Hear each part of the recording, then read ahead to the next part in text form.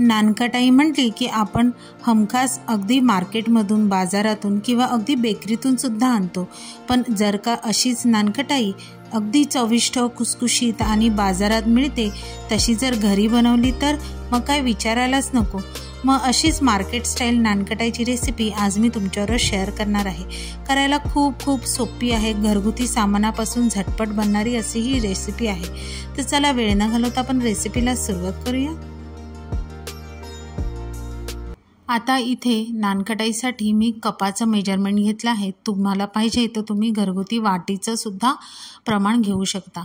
आता 1 कप घट्ट तूप घेतलेलं आहे, त्याच कपाने मी 1 कप एवढी पिठी साखर घेतली आहे। आता हे दोन्ही आपण छान असं इलेक्ट्रॉनिक बीटरने बीट करणार आहोत। तुम्ही इथे हँड विस्क वापरला तरी सुद्धा चालेल। अगदी पांढरा रंग होईपर्यंत म्हणजेच तुपाचा पांढरा रंग येईपर्यंत आपल्याला छान असं फेसून घ्यायचं आहे।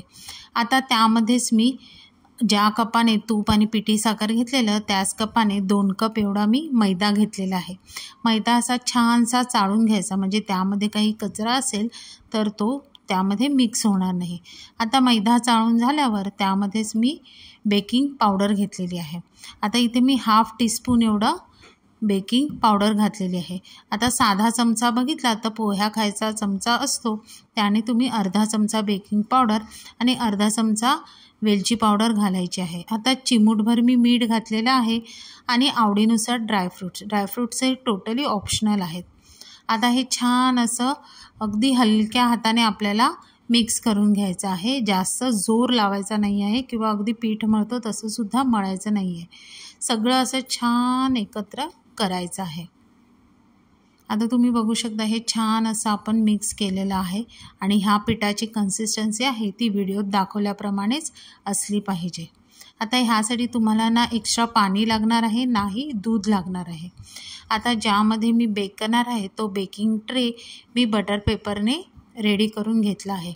आता ह्या मिश्रणाचे अगदी छोटे असे पेढ्या एवढे गोळे करायचे आहेत आणि त्याला थोडीशी अशी चमच्याच्या ह्याने मी डिझाईन दिलेली आहे। बिस्किट शेप करून झालेलं आहे, नानकटाई शेप करून झाली आहे।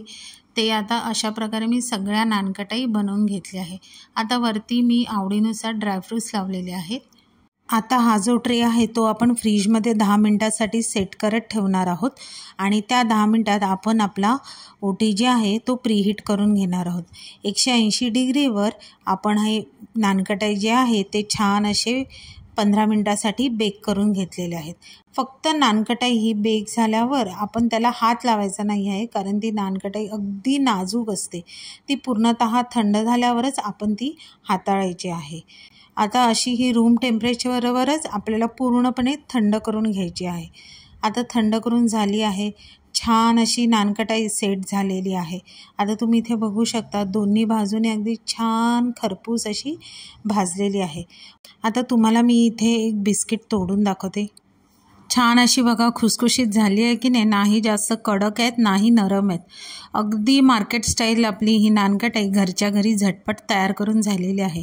मग यंदाच्या दिवाळीला ही नानकटाईची रेसिपी घरी नक्की ट्राय करून बघा। रेसिपी आवडली तर रेसिपीला लाईक करा, शेअर करा। चॅनलवर नवीन असाल तर चॅनलला सबस्क्राईब करा आणि अशाच नवीन व्हिडिओच्या नोटिफिकेशनसाठी बेल आयकॉनला प्रेस करायला विसरू नका।